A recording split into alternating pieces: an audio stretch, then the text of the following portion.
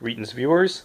JLB here, back with the first episode of the second season of Animated Television History Tour. Welcome to the tour.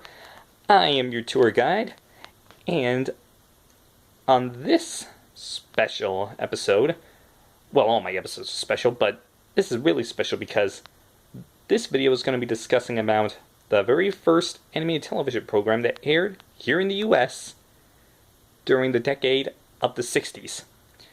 We've left the golden age of animation behind. Welcome to the silver age of animation. And this show is going to be focusing on the adventures of a very familiar little fellow you might be familiar with. A fellow by the name of Pinocchio. No, not that Pinocchio. That's the Pinocchio I'm talking about. And of course, as you can notice from this picture, it's a stop-motion version of Pinocchio. The show is called The New Adventures of Pinocchio. Now, to talk about The New Adventures of Pinocchio, we're actually talking a bit about the early history of one of the most iconic duos in stop-motion animation history. The legendary duo of Jules and Arthur Rankin Jr., who you might remember.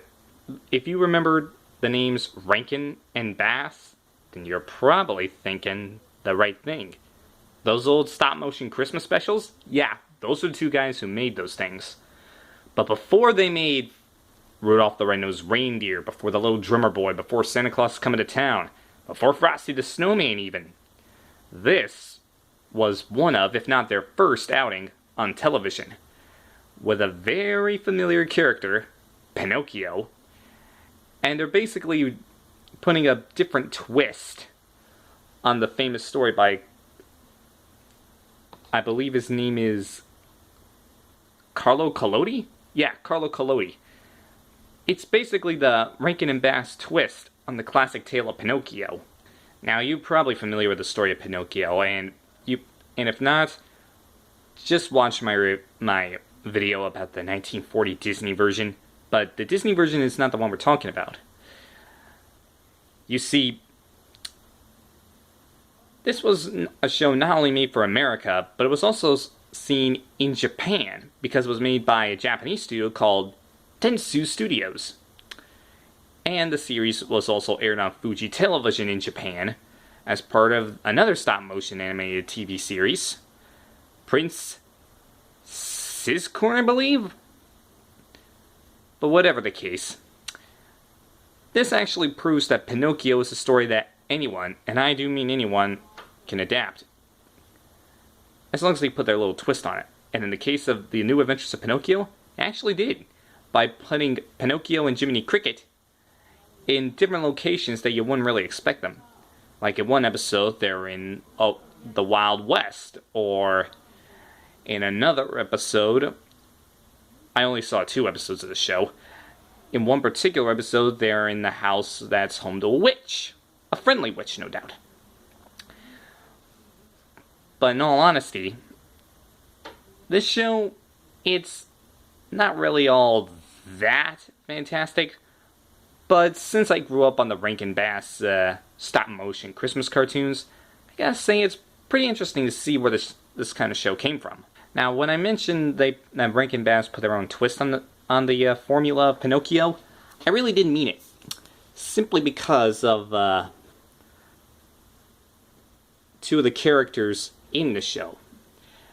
Now, if you saw my Pinocchio video, I probably forgot to mention about the 2 animals that managed to swindle Pinocchio into becoming an actor and then handing off to Pleasure Island.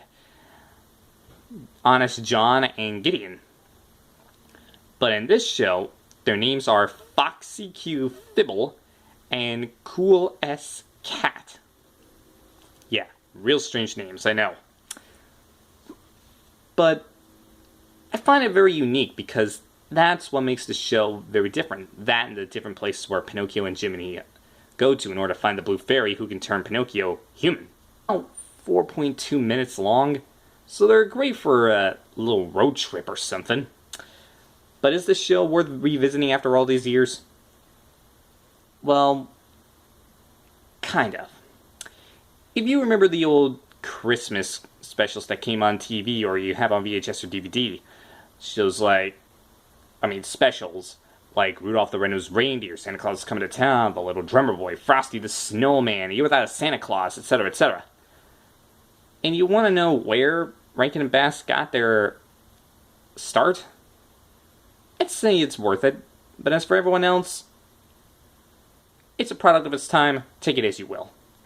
And with that, this video is over. Thank you so much for joining me, and welcome, my friends, to the second season of what I believe to be a multi-season show. I'm really pleased to have you here, because this tour just got a little bit better. And I also want to give a big shout out to one of my newer friends out there. One of my new subscribers, Calorclear9. I know you're out there watching. Thanks for subscribing, buddy. I'll always have your back, friend. Anyway, thanks so much for joining me. I'll see you all next time, and until then, stay animated.